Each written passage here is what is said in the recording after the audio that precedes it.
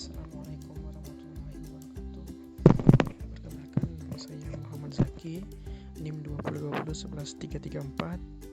Kelas K ini merupakan tugas UTS soal terakhir dari mata kuliah desain operasi, yang dimana yang saya bahas dalam desain operasi ini adalah Real-Time Voltage Stability Monitoring System yang harus disebut REPO SMS.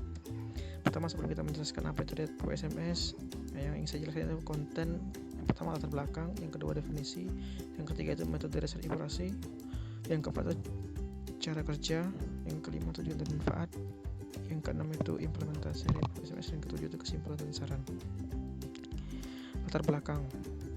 Pada tanggal 23 Juli 2018 terjadi gangguan setelah fase tanah pada pengantar 150 kP Bukit Kemuning, Kota Bumi 2. Gangguan ini mengakibatkan subsistem Lampung padam total atau blackout. Dari hasil analisis, gangguan ini disebabkan kurangnya daya reaktif yang membuat ketidakstabilan tegangan hingga akhirnya terjadi voltage collapse. Yang kedua, efisiensi penggunaan pembangkit BBM di subsistem Lampung. Yang ketiga, yaitu minimalisir pada konsumen saat kondisi defisit daya di subsistem Lampung. Sebelum kita menjelaskan lebih jauh, ini merupakan overview sistem energi yang ada di UP2B Subaksel. Yang pertama, jumlah total energi ataupun transfer energi di Sumsel itu kurang lebih bebannya 788 MW, sedangkan di Bengkulu itu sekitar 110 MW dan di Lampung itu 1036 MW, yang dimana energi Sumsel itu total pembangkit yang ada di Sumatera Selatan itu sekitar 1350 MW, yang dimana Sumsel ini akan mentransfer energi ke subsistem Lampung melalui penghantar Bukit Kemuning, Belambangan Umpu, dan Lahat Bukit Asam. 35% pembangkit ini dihasilkan oleh Sumsel, yang dimana apabila terjadi pembangkit salah satu trip di wilayah Sumsel ataupun di Lampung, akan mengakibatkan voltage collapse atau tegangan stability, yang dimana transfer daya maksimum, yang kemudian akan kita bisa analisa melalui aplikasi Power System Analysis ini. Definisi voltage stability yaitu kestabilan tegangan atau voltage stability didefinisikan sebagai kemampuan sistem tenaga listrik untuk menjaga tegangan pada batasan yang diizinkan pada semua bus pada kondisi normal ataupun kondisi gangguan. Sistem masuk dalam kondisi ketidakstabilan tegangan ketika beban sistem naik menyebabkan penurunan tegangan yang berlanjut dan tidak terkendali atau voltage collapse.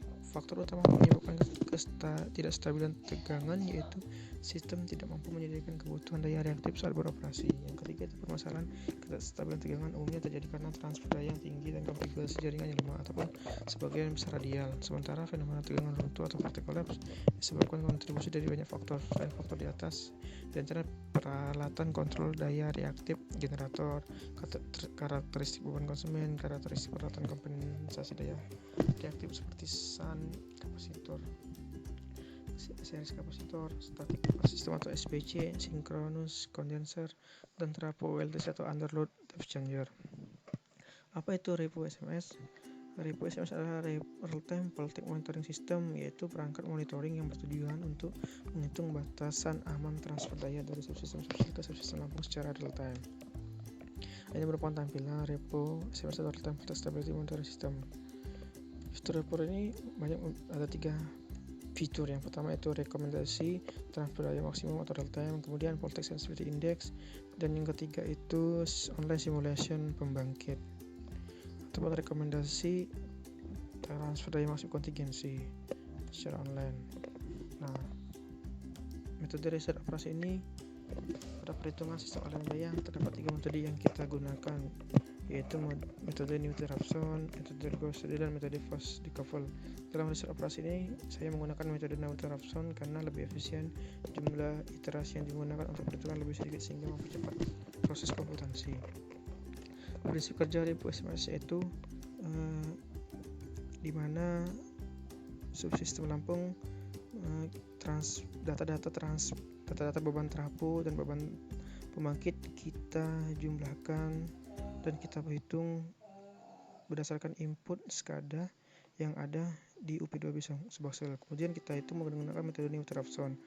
Apabila konvergen, maka data beban trafo dan data beban pembangkit akan men-scaling dan kembali ke data subsistem Lampung akan diolah berdasarkan metode Raphson. Kemudian apabila tidak konvergen, maka transfer daya maksimum akan dihasilkan transfer daya maksimum berdasarkan perhitungan metode Newton-Raphson. Kemudian komponen untuk sistem itu menggunakan IMS server yang ada di UP2B Boxel. Kemudian aplikasi repo ini ada beberapa database yang kita gunakan, yaitu Panda Word Library, MySQL Database, PHP, dan Apache Web Server. Kemudian kita kelola, kita kolekkan, dan kita outputkan melalui web browser. Baiklah, ini adalah merupakan tampilan utama dari aplikasi repo SMS. Di sini kita bisa lihat, di sini ada 3 informasi yang bisa kita lihat. Yang pertama yaitu batas transfer Lampung saat ini yang diambil data dari SCADA, yang mana diambil dari data SCADA. Yang kedua yaitu transfer maksimum operasional. Ini merupakan batas yang disarankan untuk fokus titik dispatcher untuk batas transfer dari Palembang Sumsel ke Lampung. Dan kemudian adalah merupakan tampilan ketiga, yaitu tampilan critical point atau PIV curve, yang dimana ini akan memberikan informasi dimana batas titik collapse ataupun vortex stability yang akan disarankan operasional dari transfer maksimum. Dan selain tampilan 3 ini, kita juga bisa melihat history yang ada batas transfer sebelumnya yang diambil dari 10 history terakhir, yaitu 10 menit terakhir. Setiap repo ini akan menghitung 1 menit sekali dalam 24 jam. Dan di sini merupakan grafik real time dalam bentuk grafik transfer dari subsistem Sumsel ke Lampung. Ini merupakan fitur utama dari repo SMS. Kemudian untuk menggunakan repo yaitu yang pertama, kita harus menentukan terlebih dahulu atau worst case ataupun yang akan kita jadikan worst case. Misalnya untuk mengamankan satu sistem, misalkan kita mengamankan satu sistem apabila jika salah satu pembangkit trip di salah satu sistem, maka kita akan mencoba menganalisa ataupun pembangkit terbesar di Lampung trip. Yang pertama itu kita klik online simulation, kemudian kita pilih pembangkit, lalu kita pilih pembangkit mana yang akan coba kita buat seolah-olah pembangkit itu trip. Misalkan kita pilih PLTU Tarahan, kita pilih manual, kemudian kita buat 3 atau buat 0. Ketika kita coba menganggap simulasi pembangkit trip, kita melihat transfer daya maksimum, maka kita akan save, lalu kita coba back to monitoring. Nah, ini merupakan berdasarkan hasil perhitungan dalam 1 menit, maka nilai transfer maksimum operasional akan berubah, dan transfer maksimum operasional pun berubah menjadi 328 MW karena pembangkit PLTU trip yang berdasarkan simulasi pembangkit trip kita simulasikan dengan mengasumsikan bahwa PLTU Tarahan trip, maka batasan transfer maksimum 328 MB, maka sistem kita akan dipastikan masih aman. Selain fitur online simulation ini, kita juga ada memiliki voltage sensitivity yang kita bisa lihat berguna untuk mengetahui di mana GI mana saja yang memiliki data tegangan yang tidak stabil. Nah, di sini ada beberapa GI, nama-nama GI Lampung. Yang di sebelah ini adalah delta tegangan ataupun delta drop tegangan. Jadi ketika masing-masing GI ini dinaikkan secara proporsional, maka bisa kita lihat tiap GI itu memiliki data tegangan yang berbeda-beda ataupun tegangan yang berbeda.